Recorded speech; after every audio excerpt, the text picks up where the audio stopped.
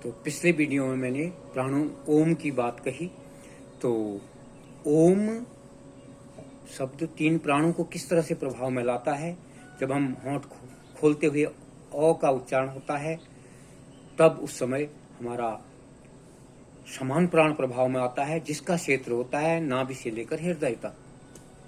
और उसके उपरांत जब होंठ गोल होते हैं, ऊ की ध्वनि आती है हमारे होंठों से, तब हमारा हृदय से लेकर कंठ तक का भाग प्रभावित होता है। इसको कहते हैं प्राण। और जब हम मों की ध्वनि करते हैं तो होंठ बंद होते हैं, तब हमारा मस्तिष्क पूरा ये मस्तिष्क प्रभाव में आता है, तब इसको कहते हैं उदान प्राण को प्रभाव में लाना। तो 3 प्राण सीधे प्रभाव में, और इन 3 प्राणों के प्रभाव में आने से जो अन्य 2 प्राण बच जाते हैं, बयान और अपान, वो भी प्रभाव में आ जाते हैं, क्योंकि इनकी शुद्धि होती है तो वो भी शुद्ध हो जाते हैं। क्योंकि पूरे शरीर में रक्त का प्रवाह ठीक से होने लगता है। हृदय को ठीक करने से मस्तिष्क ठीक होता है और हमारा ये समान प्राण ठीक होता है, तो जो हमारा अपान वायु है वो ठीक से निकलती है और अपान प्राण भी हमारा प्रभाव में आता है। इस तरह से प्रत्यक्ष रूप से 3 प्राण और अप्रत्यक्ष रूप से 5 प्राण इस ओम से प्रभावित। अब मैं उस पर आता हूं कि जो लोग कहते हैं कि महिलाओं को ओम का उच्चारण नहीं करना चाहिए। क्यों नहीं करना चाहिए? बड़ा आश्चर्य की बात है। क्या उनके अंदर प्राण अपान, उदान, समान, बयान, ये प्राण उनके अंदर नहीं है? मनुष्य तो मनुष्य है। यदि आप आत्मा के स्तर पर जाते हैं तो निश्चित ही आपको लगेगा कि वहां पर भेद नहीं होता है। भेद कहाँ होता है? भेद जब तक हम शरीर और मन पर रहते हैं तब भेद होता है। इसलिए मैंने कल एक सज्जन को कहा, बहुत सारी चीजें बता रहे थे कि तुम तो कापड़ी हो और वही रहोगे, तो मुझे बड़ा विचित्र लगा। इसलिए मैं आज कह रहा हूं कि मैंने उनको कहा, उन सज्जन को कहा कि आप तो बहुत बड़े कुल में जन्मे हो और उच्च कुलीन ब्राह्मण हुआ, लेकिन क्या आपने कभी कहा कि निर्जीव जानवरों को की हत्या करके उसकी मुंडी को मंदिर में चढ़ाना क्या पूजा है या नहीं? उसका उत्तर दो।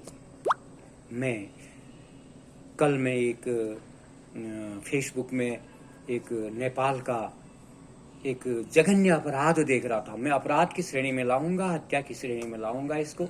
एक बहुत बड़ा भैंसा, उस पर पता नहीं कितने तलवारों से मार रहे हैं। गले में मैं उसके देखा थोड़ा खड्डा हो रखा है, खून बह रहा है, लेकिन उसको फिर भी मारते जा रहे हैं। वो भाग रहा है, इधर उधर पकड़ा हुआ है। कितने जल्लाद लोग हैं ये। क्या भगवान माफ करेगा उनको? क्या माता माफ करेंगी? माता अपने पुत्र को कोख से जन्म देती हैं, माँ प्यार करती हैं, ऐसी दुर्गति नहीं करती हैं किसी की। और मुझे खुशी हुई कि वहां के नेपाल के बहुत सारे जो जिनको हम कह सकते हैं कि निम्न कुल में जन्म लिया है, हालांकि वो कर्मों से बहुत बड़े लगते हैं मेरे को वो ब्राह्मण लगते हैं जिन्होंने निम्न कुल में जन्म लिया है। उन्होंने उसमें लिखा कि ये बहुत बड़ा पाप है, लेकिन जो वो करवा रहे हैं वो उच्च कुलीन जिनको हम ब्राह्मण कहते हैं वो करा रहे हैं उसको। तो कितना खराब लगता है। पूजा उनकी वो कर रहे हैं, मंत्रों का उच्चारण कर रहे हैं वहां पर वो। तो ये मंत्र जो है हमारे वेदों से आए हुए जो मंत्र हैं हमारे, और उपनिषदों से आए हुए जो मंत्र हैं, ये तो हमारी अच्छाई के लिए, भलाई के लिए। सर्वे भवन्तु सुखिनः, सर्वे सन्तु निरामया, सर्वे भद्राणि पश्यन्तु मा कश्चित् दुःख भाग् भवेत्। बड़ा दुख होता है कि हम जो सत्य है उसको असत्य मान जाते हैं, असत्य को सत्य मान जाते हैं। तो मेरा अनुरोध है कि आप चिंतन मनन करें, आप भेद न करें, आत्मा के स्तर पर जाने का प्रयास करें, आत्म साक्षात्कार करने का प्रयास करें। निरंतर अभ्यास से ये संभव होगा और ये संभव मुझे भी हुआ है। मैं तार्किक उत्तर देने के लिए हमेशा तत्पर हूँ। और जिस ओम का उच्चारण को भी महिलाओं को नहीं बोलने देते हैं, तो क्या उनकी बुद्धि है, ये आप पर छोड़ता हूँ। आप इस पर जरूर अपने बातें जरूर रखेंगे। बहुत बहुत धन्यवाद। आज इतना ही।